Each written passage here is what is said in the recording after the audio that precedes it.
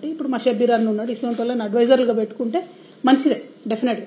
కానీ అసెంబ్లీలో, తెలంగాణ అసెంబ్లీలో ఆయన ఆంధ్ర ఆయననే అంటారు, మరి ఈయన ఎవరో నాకు తెలియదు, ప్రసన్న కుమార్ గారు, ఈయన అసలు ఎక్కడ కూడా ప్రభుత్వంలో పనిచేయలే, జీవిత పర్యంతం ఢిల్లీలో ఎవరో జడ్జి గారి దగ్గర పనిచేసిండట.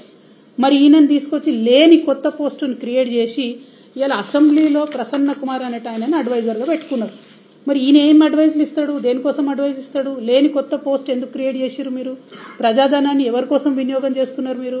అంటే అక్కడ నుండి వచ్చేటటువంటి పచ్చ అంకుల్ డైరెక్షన్లో మరి ఇది నడుస్తున్నదా తెలంగాణ? ఒక్కొక్కటిగా తెలంగాణ అసెంబ్లీని, తెలంగాణ విద్యుత్ సంస్థల్ని అన్నిటినీ కబ్జా పెడదామనా?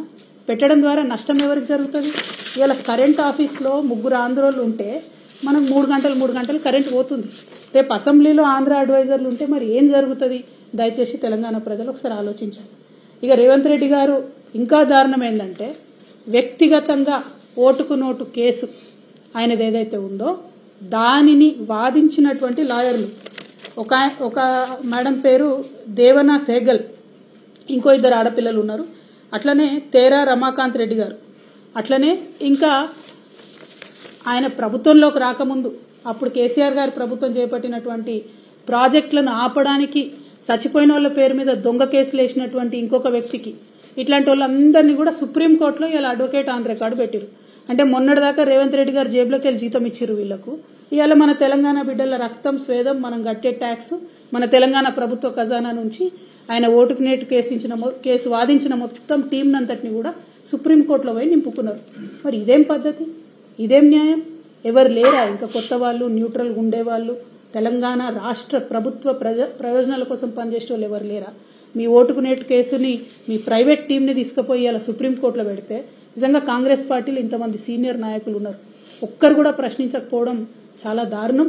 ఇది తెలంగాణ ప్రజల యొక్క డబ్బును, సొమ్మును దుర్వినియోగం చేయడం తప్పితే ఇంకొకటి కాదు అని చెప్పి మేము తెలియజేస్తూ, ఫైనల్గా గౌరవ ముఖ్యమంత్రి వర్యులు రేవంత్ రెడ్డి గారు, మీరు చెప్పినటువంటి నీతి వాక్యాలను మీరు పాటిస్తే బాగుంటుంది.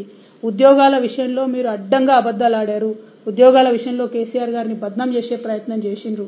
ఇప్పుడు మీరు వేసినటువంటి టీఎస్పీఎస్సీ నిజంగా మీకు చిత్తశుద్ధి ఉంటే, నిజంగా మీకు అవినీతి మరక అంటొద్దని మీరు అనుకుంటే తక్షణమే మహేందర్ రెడ్డి గారిని తీసేసి ఎంక్వైరీ వేయండి, అవినీతి జరిగింది వాస్తవమా కాదా ప్రజలకు తెలియజేయండి.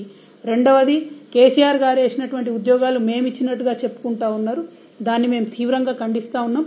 మీరు ఇప్పటివరకు ఇచ్చిన 60 ఉద్యోగాలే, ఇంకా కొత్తగా ఏం ఉద్యోగాలు ఇస్తారో, డిసెంబర్ వరకు ఏం ఉద్యోగాలు ఇస్తారో తెలియజేయవలసిందిగా కోరుతా ఉన్నాం.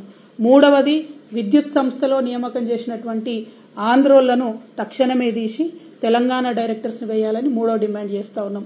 4వది, సుప్రీంకోర్టు ఆఫ్ ఇండియాలో మీ పర్సనల్ కేసులు, మీ అవినీతి కేసులు, మీ దొంగ కేసులు వాదించి ఆనాడు తెలంగాణ ప్రభుత్వం మీద దొంగ కేసులు వేసిన టీంని తీసేసి నిజంగా టాలెంట్ ఉన్నటువంటి వాళ్లను, నిజంగా తెలంగాణ ప్రభుత్వ ప్రయోజనాలు కాపాడే వాళ్లను పెట్టాలని డిమాండ్ చేస్తూ, మరి మీ యొక్క చిత్తశుద్ధి నిరూపించుకోవాలి.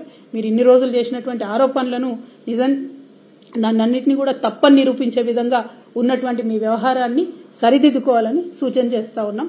Thank you. జై తెలంగాణ.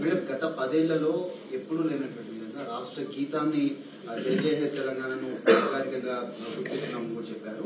అంతేకాకుండా మన రాష్ట్రానికి సంబంధించినటువంటి చిహ్నం కావచ్చు, లేకపోతే తెలంగాణ తల్లి విగ్రహాన్ని కూడా మార్పు చేస్తున్నాం. ఈ పరిణామాలన్నింటినీ మీరు ఎట్లా చూస్తారు? అంటే మన గౌరవ ముఖ్యమంత్రి గారు మొదట ఎప్పుడన్నా నిజంగా గుండెల మీద చేసుకొని జై తెలంగాణ అంటేనేమో ఆయన ఇవన్నీ చేసే అవకాశాలు, ఆయన ఇవన్నీ చేసే అర్హత ఉంటుంది. ఆయన ఎప్పుడన్నా జై తెలంగాణ అన్నాడా? జై తెలంగాణ అన్నోళ్ళ మీద గన్ను పట్టుకొని తిరిగిన మనిషి. ఏదో మన ప్రజలు మంచోళ్ళు కాబట్టి ఇసొంటోళ్ళకు కూడా ఒకసారి అవకాశం ఇద్దామని ఇచ్చిరు, కానీ ఆయన జై తెలంగాణ అని ఇంతవరకు అనలేదు.